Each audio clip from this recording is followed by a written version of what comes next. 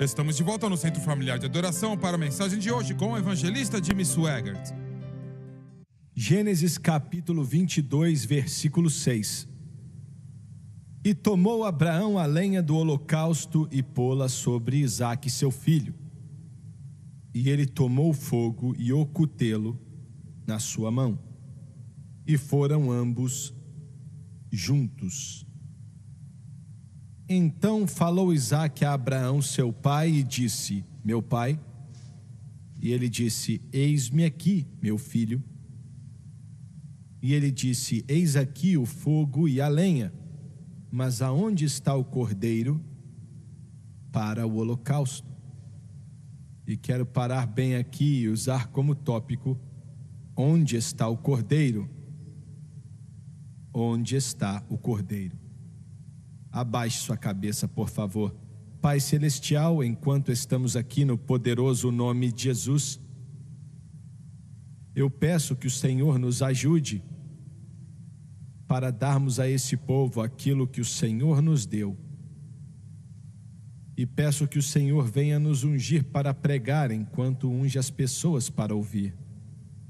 E não temos nada para te oferecer, Senhor, senão uma mente disposta e um coração obediente. Toque esse povo enquanto o Senhor compartilha a tua palavra em nome de Jesus. E todos dizem amém e amém. Creio ser possível dizer, sem medo de exagerar ou se contradizer, que Deus nunca pediu nada de ninguém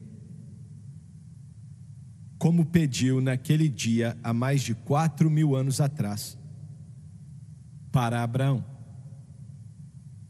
Você tem que entender que naquela época, pelo menos no que sabemos, Abraão e aqueles que estavam com ele foram os únicos na face dessa terra que estavam vivendo para Deus. E temos que incluir Melquisedeque nesse grupo, vamos dizer assim. E sabemos muito pouco sobre ele, mas era um tipo de Cristo. Mas em todo o planeta, as milhões de pessoas que viviam na época, somente Abraão conhecia a Deus e as pessoas que amavam a ele também. Agora, Abraão é um mistério, é algo místico. Nós podemos tentar explicá-lo, mas não tem jeito. Por exemplo, ainda que o Senhor tenha dado detalhes a respeito da conversão do apóstolo Paulo a caminho de Damasco, na época chamado de Saulo, talvez a maior conversão que o mundo já conheceu. Mas ele não conseguiu nos dar informação alguma sobre Abraão e como ele saiu da idolatria. Josué escreveu um sírio pronto a perecer. Sua família fazia ídolos. Eles eram fazedores de ídolos, do deus Ur, o deus da lua. Mas de alguma forma, Deus falou com esse homem. Como foi? Alguns dizem que o filho de Noé, Sem, testemunhou para ele, mas não temos prova disso.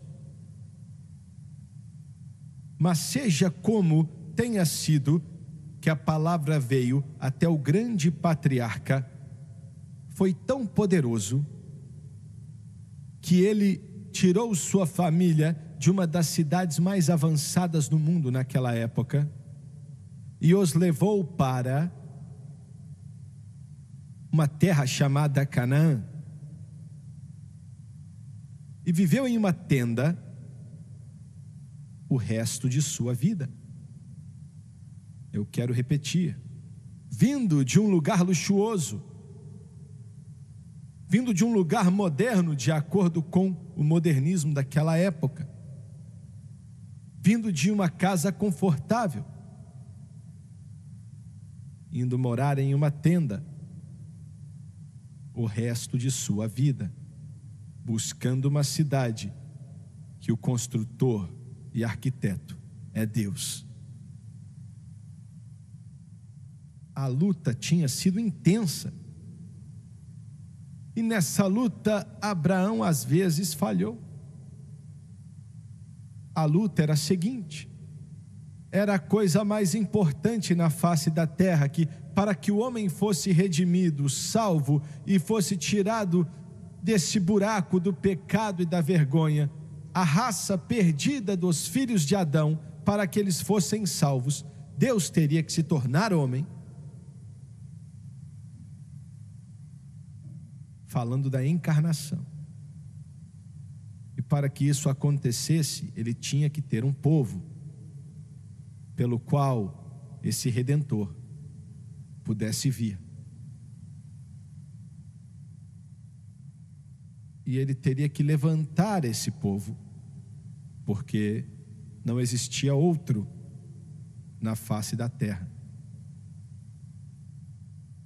Então, dos lombos de Adão e do ventre de Sara, essa criança milagrosa nasceria, Isaque. E Isaque vai ser o nome da sua semente. Me perdoem, muçulmanos, mas ele não disse Ismael, ele disse Isaque.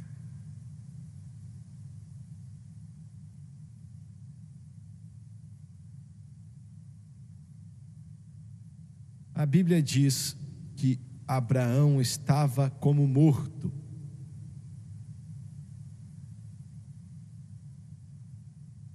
Como Sara ia dar à luz a uma criança com 90 anos de idade. Como Abraão ia ser pai com 100 anos de idade.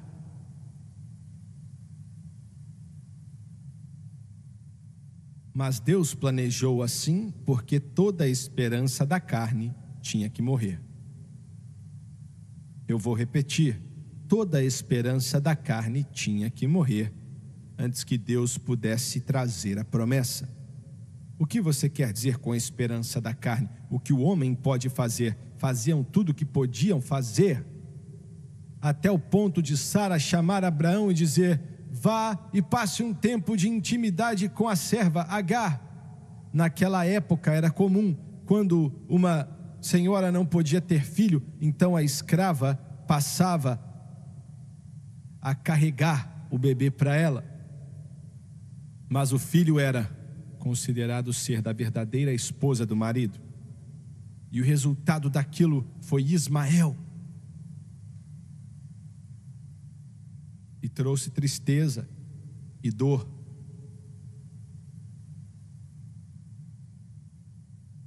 E Deus visitou com 2 anjos a tenda de Abraão.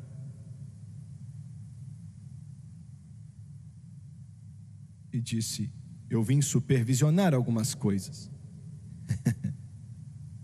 E ele disse: diga para sua esposa que ela vai ter um bebê nessa época, ano que vem. E a Sara riu. Não foi uma risada de fé, mas sim de dúvida. Eu tenho 90 anos. Eu nem vou dizer o que estava para dizer. E o Senhor chamou a atenção dela e disse: você riu? E ela disse: não ri não. E ele disse: mas riu sim. Mas ano que vem, nessa mesma época, você vai ter um bebê, um garotinho, e o nome dele será Risada. É o que Isaque quer dizer, risada. Aleluia. Cuidado com o que você diz, hein? Isaque nasceu. Agora Isaque, no hebraico, a palavra pode significar 15 a 30 anos de idade. Eu acho que ele tinha 15 ou 16, para ser sincero.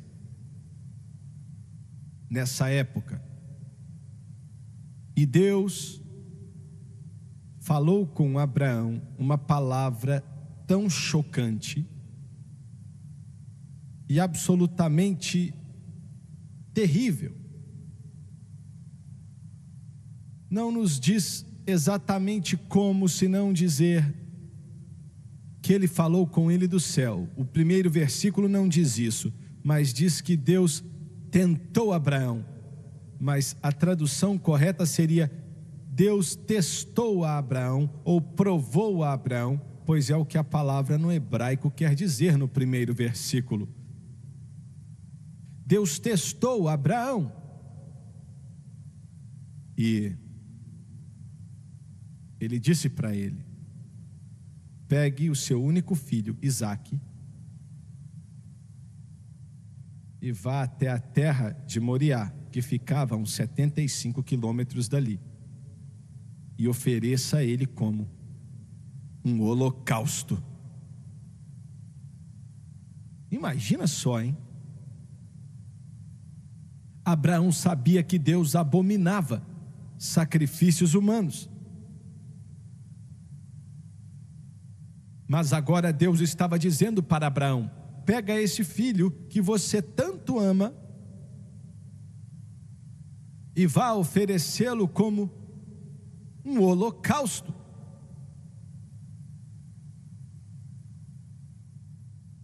Eu não consigo imaginar algo assim. A maneira como Deus falou com Abraão tinha que ser extremamente convincente, sem deixar espaço para a dúvida, para o grande patriarca obedecer. Deus, deixa eu dizer algo para você. Deus, acho que posso dizer sem medo de contradição, falou uma hora ou outra, não da maneira que ele falou com Abraão daquele dia, mas ele já falou com todo mundo nesse prédio, todos que escutam e assistem pela internet e televisão. Ele já falou ao seu coração. Isso é algo pesado. Esse termo, Deus falou comigo, tem sido abusado. Vez após vez tem sido abusado por pregadores que dizem: Deus me disse. Com alguns ele falou, mas com a maioria não. Eu estive diante de você há 1 ano e meio atrás e disse que Deus tinha falado comigo e me falado para começar uma rede de televisão. Uma rede de televisão que tocaria esse mundo. E quando ligamos para as pessoas que podem garantir alguns canais, porque é muito diferente de comprar tempo para o programa que tínhamos 1 hora por semana ou 30 minutos por dia. Você vai e compra o tempo dos canais. Mas um canal com programações 24 horas por dia, 7 dias por semana, tem que passar pela comissão de comunicação em Washington. É como se você comprasse uma estação inteira. E eles disseram: não existem mais canais disponíveis para os outros. Mas quando Deus fala algo, aleluia, quando Deus fala algo, eu disse quando Deus fala algo, e eu disse: faça o seu melhor. E de maneira maravilhosa, 30 dias depois que pedimos isso, uma das grandes redes de televisão de marketing faliu e disponibilizou canais por toda a nação.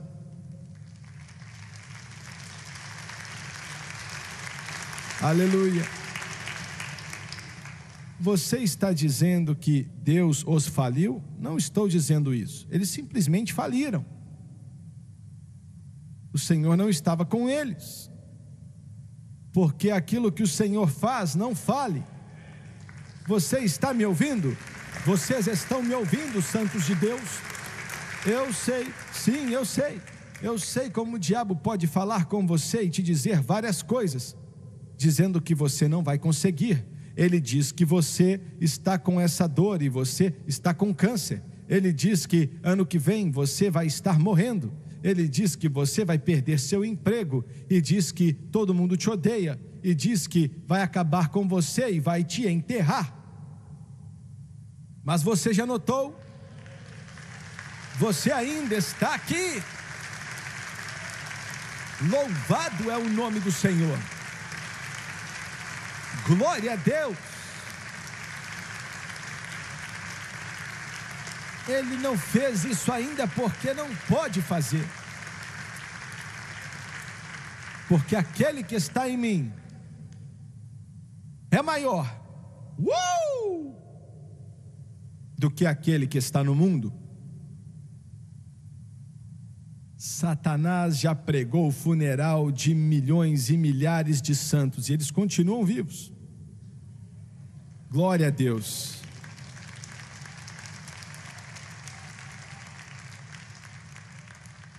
Hoje estamos em 62 milhões de casas nos Estados Unidos, 14 milhões no Reino Unido, quase 4 milhões na Alemanha e 17 milhões serão adicionadas em breve. Eu não sei quantos milhões na África. Recebemos cartas de países muçulmanos. Aleluia, aleluia, aleluia. América Central, América do Sul, México, as ilhas do oceano. Essa mensagem precisa chegar a todo mundo. Ide por todo mundo e pregue o evangelho para toda criatura. Eles dizem que você sabe que algo é gostoso quando você come. Não é isso que eles dizem, pessoal? Estou falando a verdade. Tem gente aqui que não sabe nem cozinhar. Quer dizer que se você comer algo e estiver gostoso, então está comprovado que é bom. Ah, é isso que quer dizer? Sim.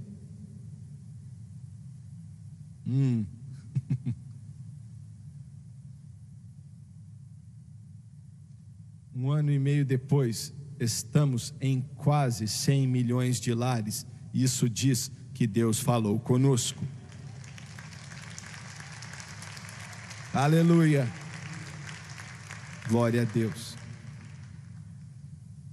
E o que Deus falou para Abraão fazer foi tão chocante. Pegue o seu filho, o seu único filho, aquele que eles tinham lutado com todo o demônio do inferno, que eles clamaram a Deus por ele. Certa vez Abraão disse: eu nem sei o que fazer. E Deus disse para Abraão: vem aqui para o lado de fora da tenda e olhe para as estrelas. Você pode contá-las? E ele não podia.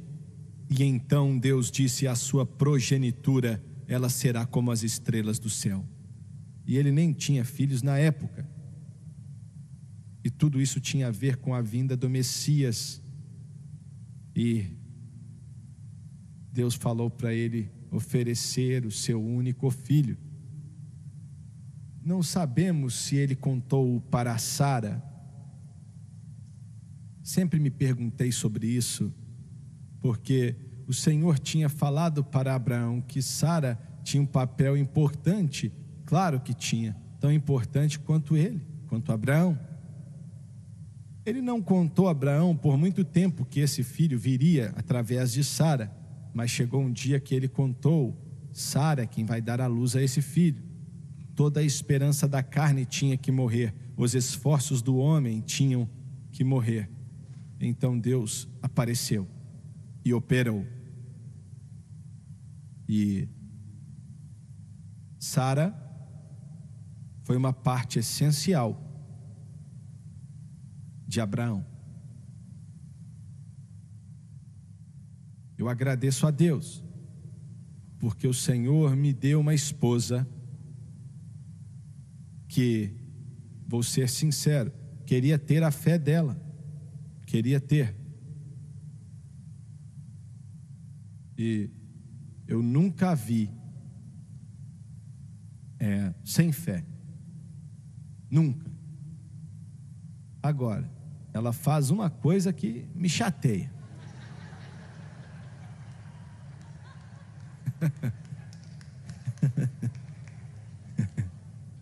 Ela sempre diz: você tem certeza que podemos pagar por esse canal?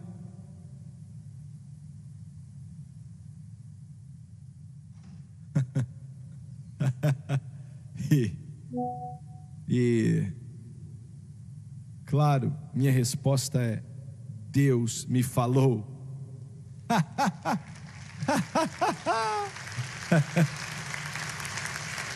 Ai, aleluia. Isso meio que deixa ela sem defesa. Mas deixando o humor de lado, o papel que ela tem nessa obra, nesse ministério, é incalculável.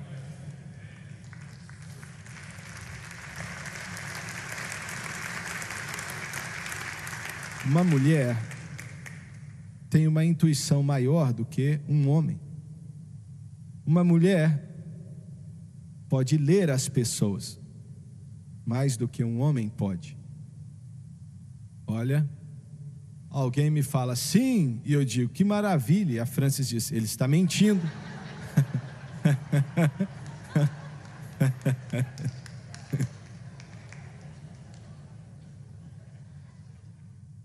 E em 99,9% das vezes ela está correta.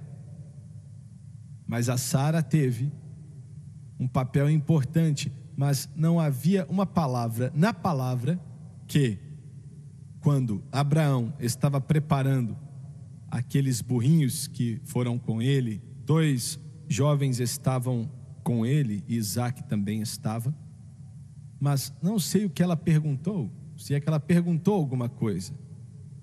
A Bíblia não diz nada sobre isso. E ele vai por 3 dias e noites com aquele peso no coração. Você pode perguntar: ele entendeu? Não, ele não entendeu. Será que você teria entendido? Essa é a chave. Temos que obedecer, mesmo quando não entendemos. Não existe ser humano na face da terra, a não ser que Deus explicasse. Ele entendeu depois, mas na época ele não entendeu nada. Apenas leve o menino para Moriá e mate-o, e queime o corpo dele no altar, como um holocausto. Vou ser sincero, eu não sei como Abraão aguentou. Eu não sei como ele foi capaz de andar 50 milhas com aquele peso sobre ele. Ele olha para o alto e vê uma montanha à distância, e Deus diz: é esse aí. Agora, o mais chocante sobre isso foi que Abraão não sabia e nunca chegou a saber, mas no local exato aonde ele tinha que construir um altar, e construiu, e ia oferecer Isaac, foi aonde 1000 anos depois o templo seria construído. E o Santo dos Santos no templo, havia o santo lugar e o Santo dos Santos, aonde ficava a Arca da Aliança. Ficava perto daquela rocha, eles dizem, aonde Abraão construiu o altar.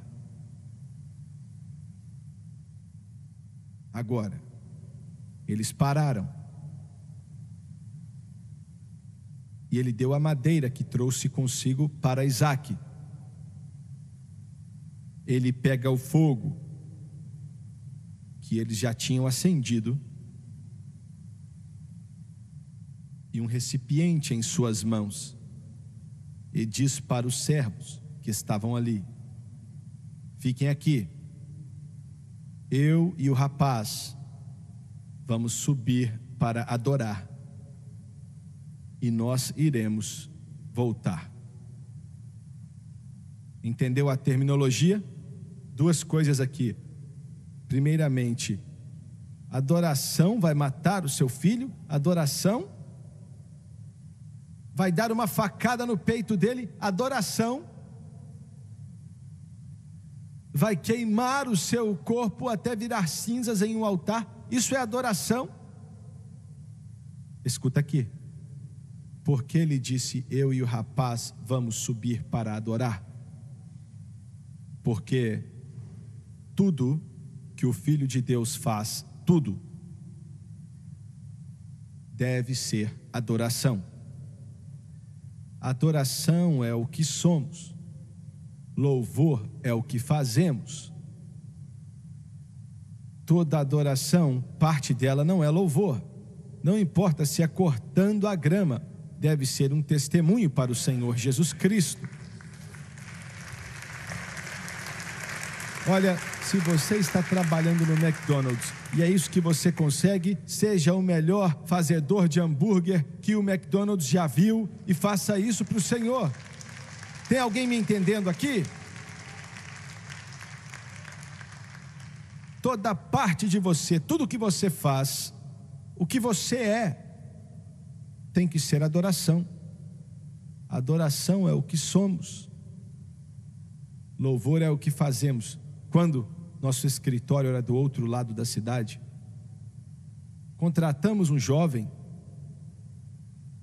não me lembro qual era a posição dele, mas toda vez que eu passava por ali, ele estava louvando ao Senhor.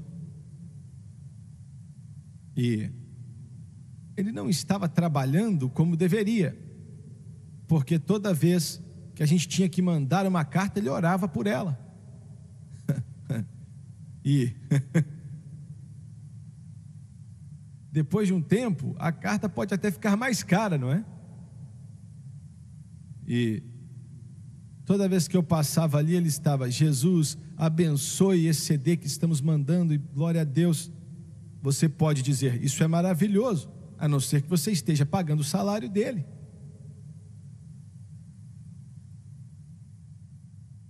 Um dia eu falei assim: Senhor, eu vou ter que repreendê-lo.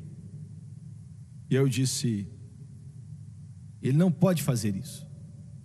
E o Senhor falou comigo assim: deixa ele quieto.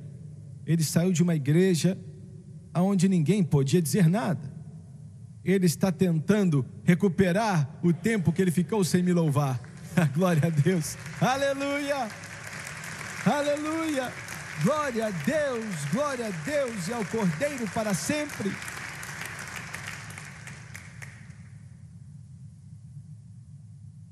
E nós vamos voltar. Até aqui, Abraão acreditou que Deus ia levantar aquelas cinzas dos mortos. E disse: vamos oferecer um holocausto. Agora, na lei de Levítico, que aconteceria 500 anos depois, haviam 5 sacrifícios principais, mas os 2 mais importantes entre eles eram o holocausto e a oferta pelo pecado. O holocausto e a oferta pelo pecado. E todos eram muito importantes, mas esses 2 eram muito importantes, porque o holocausto e a oferta pelo pecado eram os únicos que eles podiam oferecer até a vinda da lei. Não se preocupe, ele vai ser um evangelista. E ele me ouviu. E todo o holocausto era o Senhor dando a perfeição dele para você. Isso não é lindo? A oferta pelo pecado é você entregando todo o seu pecado para ele. Meu Deus, você tinha que bradar. A oferta pelo pecado é a gente entregando todos os nossos pecados para ele. E o holocausto é ele devolvendo toda a perfeição dele para mim. Meu Deus do céu, glória a Deus. E a Bíblia diz que Abraão construiu um altar.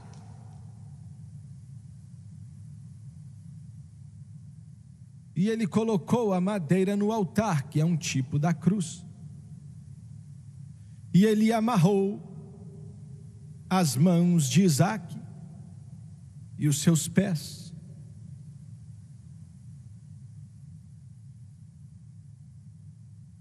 E o deitou no altar. E nessa hora Isaque sabia o que estava para acontecer. Isaque disse: Senhor, esse é o altar e essa é a madeira, mas aonde está o cordeiro? Aonde está o cordeiro para o holocausto? E eu quero perguntar: Assembleias de Deus, aonde está o cordeiro? Batistas, aonde está o cordeiro? Católicos, aonde está o cordeiro? Igreja de Deus, aonde está o cordeiro? Quadrangular, aonde está o cordeiro? Metodistas, aonde está o cordeiro? Prestem atenção, sem a cruz, o cristianismo é apenas uma filosofia vazia.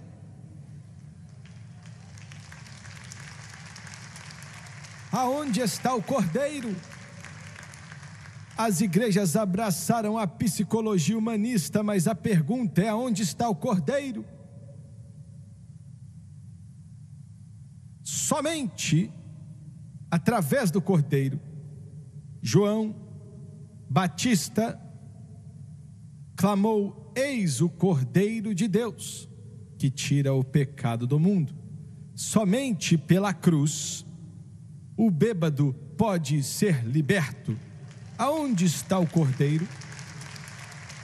Somente pela cruz, o viciado em drogas pode largar a cocaína e a heroína. Onde está o cordeiro? Somente através da cruz, a pessoa pode largar o cigarro. Aonde está o cordeiro? Somente pela cruz. O que cantamos aqui, sua vida pode ser mudada. Aonde está o cordeiro?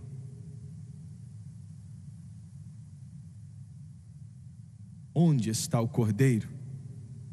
Essa é a pergunta para a igreja moderna.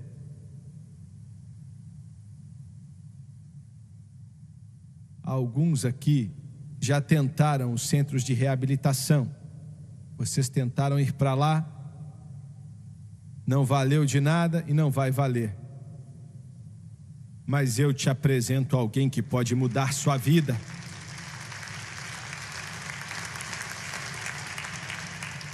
Paulo disse: nós pregamos Cristo crucificado. Nós pregamos Cristo crucificado. Aonde está o cordeiro? Em nossa teologia, onde está o cordeiro? Em nossa hermenêutica, onde está o cordeiro? Na homilética, onde está o cordeiro? Em nosso testemunho, aonde está o cordeiro? Quando pregamos e cantamos, aonde está o cordeiro?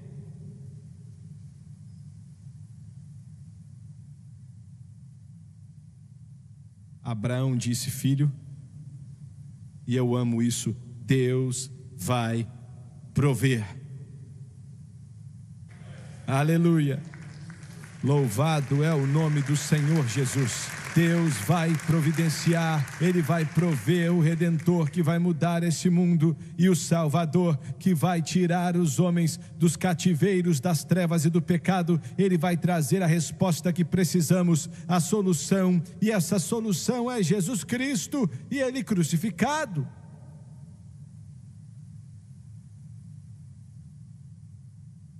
E a Bíblia diz que Abraão esticou a sua mão. Alguém tem uma faca aqui? Algum homem com uma faca no bolso? Se tem uma mulher aqui com uma faca no bolso, Deus abençoe o seu marido, hein? Bem, quando você foi salvo, você jogou a faca fora. E ele levantou a mão para matá-lo. Chegou muito próximo. Era o último momento. Levantou a sua mão e o músculo ficou até duro. O que estava passando o que devia passar na cabeça de Abraão? Mas Deus, depois que passou, é fácil dizer muita coisa. Mas ele levanta o seu ombro para esfaquear seu filho, e Deus diz: Abraão, Abraão, glória a Deus, aleluia, Abraão, Abraão. Foi o mesmo que disse: Saulo, Saulo, Maria, Maria.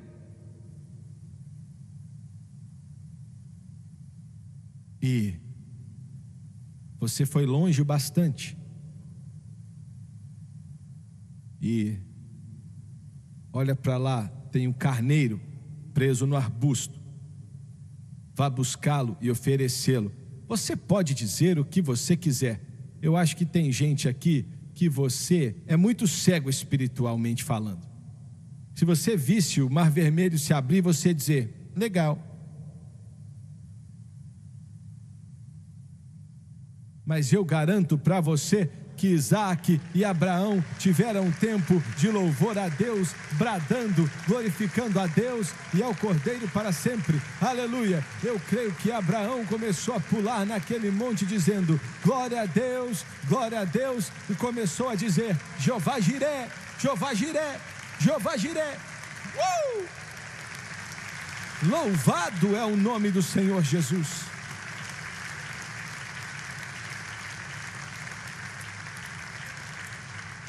Pai, me solte, assim eu não consigo bradar.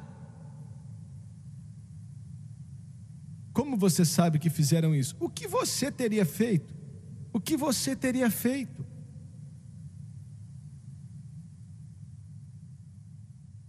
E o Senhor falou com Abraão outra vez e disse: porque você fez o que eu te mandei. Olha, ele estava mostrando a Abraão.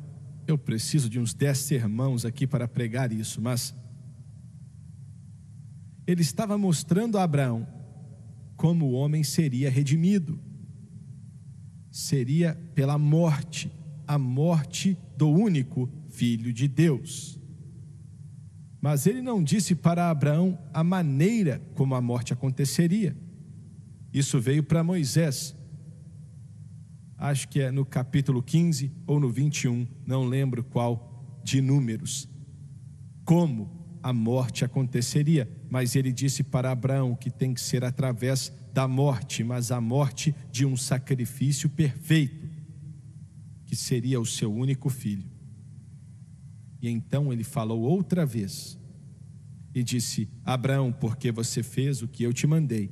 Ele disse 3 coisas para ele. Primeiramente, eu vou te abençoar, e eu vou abençoar tudo que estiver conectado com você.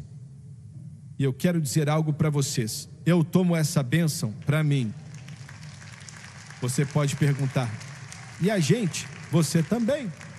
Pois Paulo disse que somos filhos de Abraão. Glória a Deus. Eu estou na família, eu quero a bênção, eu tenho a bênção, eu vou conquistar a bênção. Ele já me deu a bênção, a bênção, a bênção.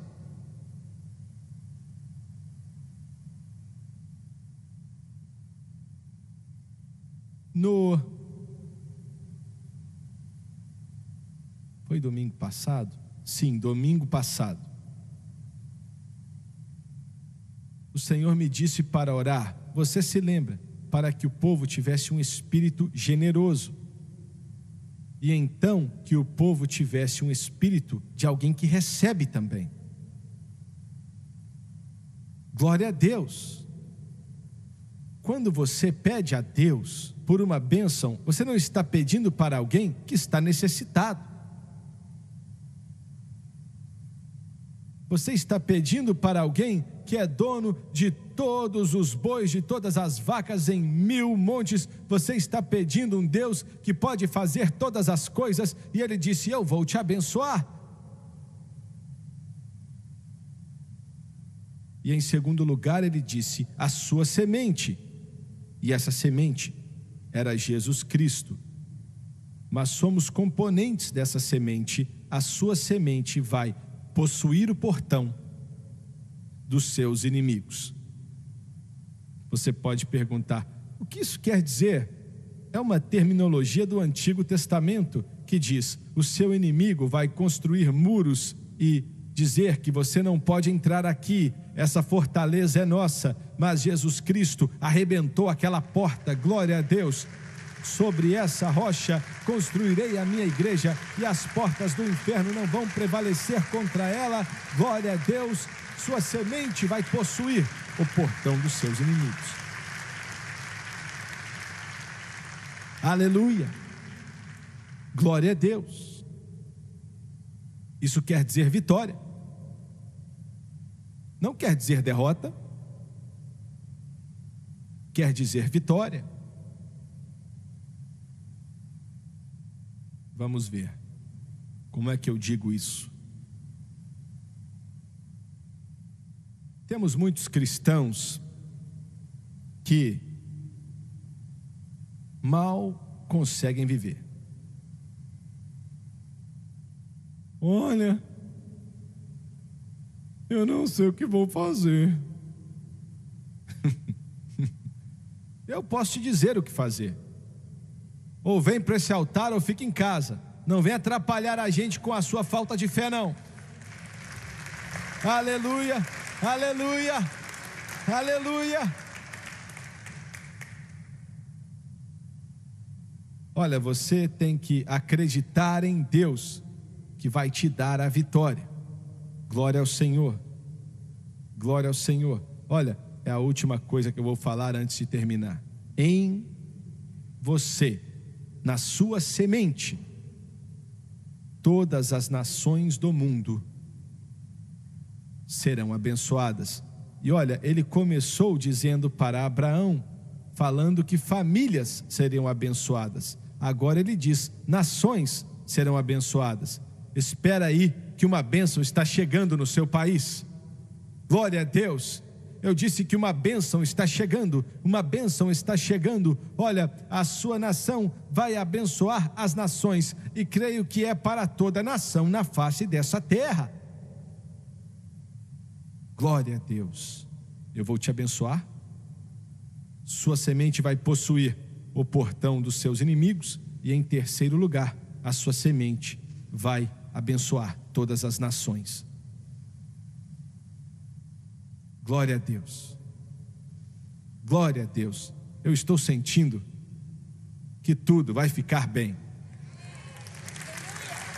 Well, I've got a feeling everything's gonna be all right. Well, I've got a feeling everything's gonna be all right. I've got a feeling. Abraão estava cantando isso quando desceu do monte. Everything's gonna be all right. Be all right. Be all right. Be all right. Me ajuda aí.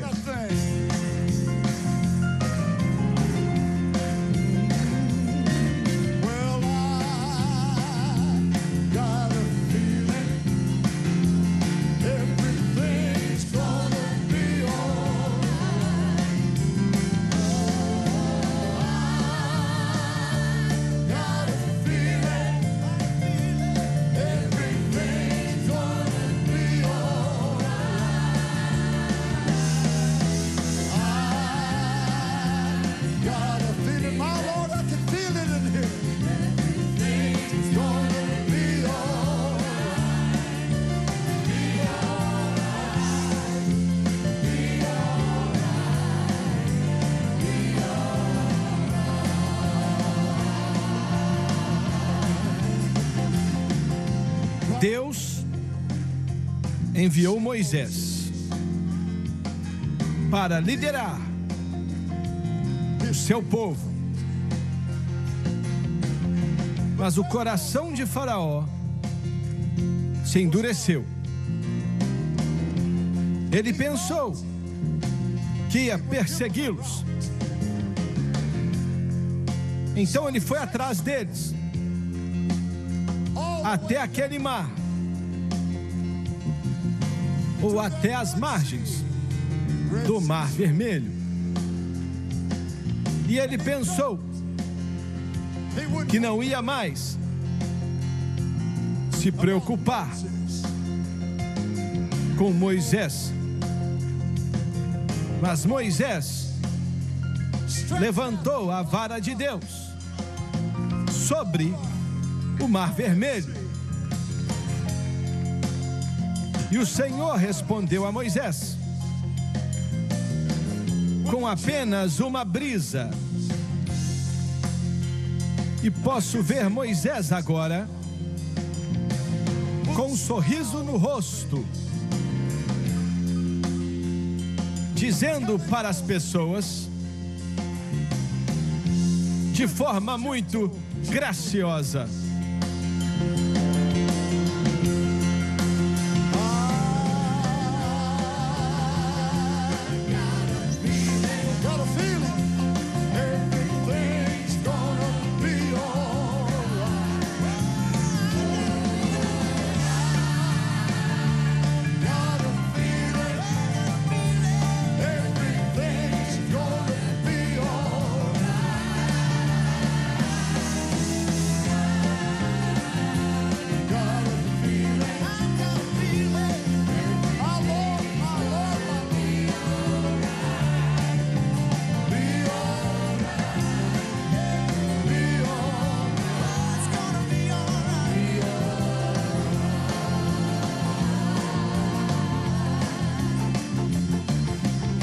um garotinho